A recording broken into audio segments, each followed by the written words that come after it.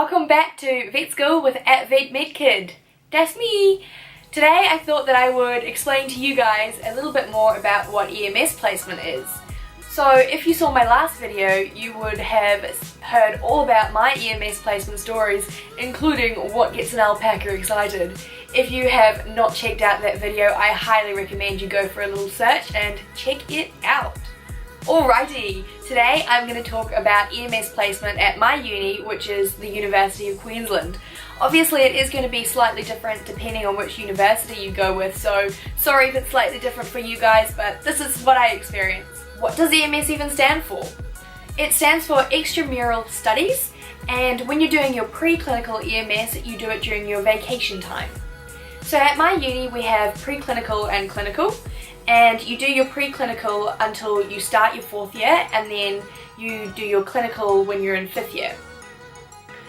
I'm going to talk a bit about preclinical first because that's the one that you're going to experience when you first get into vet school, and then we'll move into clinical. I still don't know 100% about it because it's still 2 years away for me, but I'm going to go off what's in the 2018 handbook for vet school at UQ. Before you start your preclinical placements, you have to have successfully completed your first year handling courses and the exams that come with them.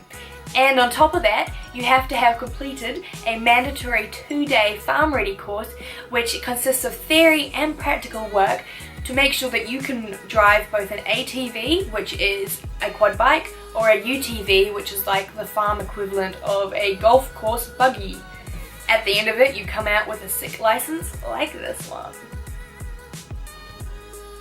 EMS is super important because it allows us to practice what we've already learnt at university, but just do it over and over again. It's great to learn how to move a cow through a crush while you're at your practical studies at uni, but when you repeat it 150 times with 150 cattle on placement, it just really reinforces how to use a crush properly. For example, I had never worked with cows before, and now I feel like I could go out there and move a cow through a crush and be perfectly fine with it. I was even able to practice that on a bull beef placement, and although you've got to be wary of the animals still because they are, I guess, unpredictable, they do have a mind of their own, you can still feel a lot more comfortable in yourself in understanding if I move this direction, the cow or bull is more likely to move in that direction. So it really helps you to reinforce what you've learned during your practical classes at uni. It's also super useful in helping us to understand what it's like in real life, because we are taught gold standards here at uni, and realistically that's not how it always works. So it's great to reinforce how important being a vet in these industries is, because we can help with improving the animal welfare, and we can help with improving the farmers' productivity. So it's just great to see realistically what it's like. For me, I had to do 8 weeks of EMS placement during my vacation time, but for new UQ entrants, they've actually increased the period of time to 10 weeks, which is kind of awesome because you get to spend time with animals for even longer. So good. The time periods of the 10 weeks is made up of 3 weeks of extensive, 3 weeks of intensive, and 4 weeks of other. I only had to do 2 weeks of other. Your extensive is made up of beef cattle and sheep, your intensive is made up of horses and dairy cattle, and your other is whatever you want. I did a week of alpacas and a week of pigs, but other people have worked with zoo animals or fish or even deer, so you do you in that aspect. A week of placement is made up of 5 working days, and a working day is made up of 8 hours of doing actual work. Before you do your placement, you have to get the property approved by UQ, and you also get insurance forms and that kind of thing to fill out as well. The university doesn't actually find you your placement, you have to find it yourself, but they do give you a list of places that have taken students in the past and are willing to take students. So I guess it's it helps you with your communication with property owners, because you actually have to be the person to call them up and be like, hey, can I come and work with you for a week please? Obviously it's not quite like that, but it really gets you learning how to communicate with people, which is actually a pretty good thing to learn how to do. You aren't restricted to just doing placement in Australia.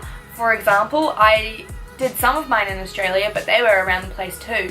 I did beef cattle up in Mundubbera, which is about 5 hours north of Gatton, so still in Queensland. I did my dairy cattle placement down in Tasmania.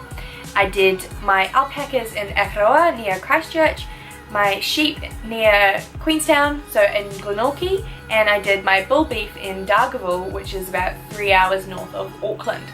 So I really wanted to use my EMS placement as a way to travel a little bit, and that's what I did. Our placement is assessed through a website called 145. So that's where you log all your placements that you're going to be doing, and after the placement your provider will assess you and say whether you were satisfactory or not, and leave a comment about what you were like on the property. You also get to have a go at assessing the placement and saying whether you enjoyed it or not, so that the university knows whether to pass on that placement to other students as a potential contact. In third year we get given an assignment, which is more of a reflection about our experience of placement. So you choose one that you really enjoyed and you write about what you learn about yourself, what you learned is important for vets in the industry, and what you learned about the industry yourself. Then we went and we had a discussion period, which was awesome because you got to learn more about what other people picked up on their placement that potentially you didn't have the opportunity to learn, and you get to share about what you learned that potentially they didn't get to learn. So it's a really great way of reflecting, which is a good thing for vet school in general, because you've got to learn from your mistakes and you've got to learn from what you did well. So reflection is always super good. Once you reach 5th year, you now move into your clinical placements. These are rotations that are done during your course time, so it's all part of 5th year and not during your vacation period. This is made up of 2 weeks of small animals, 2 weeks of large animals, and 6 weeks of other. With your 5th year placements, you don't organise this yourself. You send your preference list into the university during 4th year and they let you know where you'll be doing your placements. Like I said before, I don't know a heap about this yet because I'm still kind of focused on actually making it through 3rd year and 4th year before I get into 5th year, but once I know, I will update you. If you want more information about either your preclinical or your clinical placements, just go for a quick Google search for UQ Vet Student Handbook of 2018 and all the information is right there. Thank you so much to those of you who have liked my previous videos and to those of you who have subscribed. If you're enjoying my videos and this one, maybe you should think about hitting that subscribe button. If you're a vet student or you have been a vet student and your EMS placement differs to mine, let me know what's different or maybe what's the same in the comments below.